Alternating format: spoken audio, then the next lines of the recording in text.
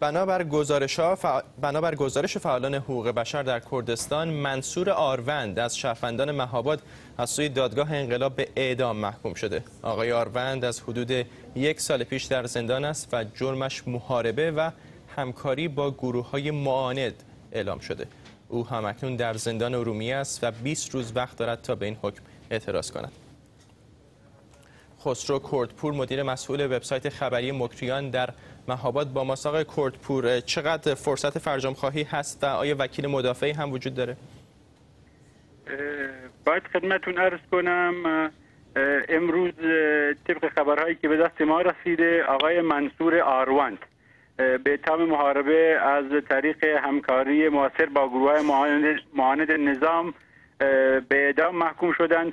ایشون وکیل تسخیری دارند و بر اساس اخباری که ما داریم روز پنجشنبه در زندان ارومیه حکم به ایشون ابلاغ شده و در حکم ابلاغی هم 20 روز به وی مهلت داده شده که به حکم صادره اعتراض کنه. در چند ماه گذشته این نخستین احکام اعدامی نیستش که صادر میشه؟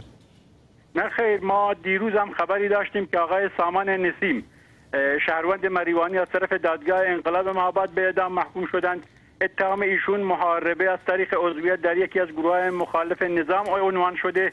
ایشون هم حکمشون در دادگاه بدوی بود، یعنی ظرف 20 روز پس از ابلاغ قابل اعتراض و رسیدگی هستش در دیوان عالی کشور.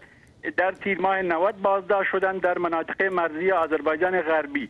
غیر از این 2 نفر ما عرضم به حضورتون باید خدمتتون عرض کنم که در اردیبهشت ماه 91 هم دادگاه انقلاب مهاباد 2 شهروند اهل نلاس سردشت رو به نامهای ابراهیم عیساپور و سیروان نژاوی به اعدام محکوم کرد. این افراد اتهامشون محاربه بود.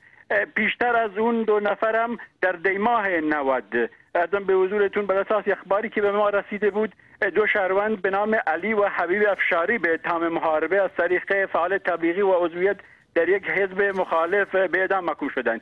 یعنی اگر ما یه جمع‌بندی داشته باشیم میتونم بگم در طول 9 ماه اخیر مجموعاً 6 نفر از سوی دادگاه انقلاب مهاباد به اتهام محاربه به اعدام محکوم شدند. مدیر مسئول سایت مکریان خسرو کردپور، ممنونم قربان. برنامه خبری BBC را با سرخط خبرهای مهم روز ادامه میدیم.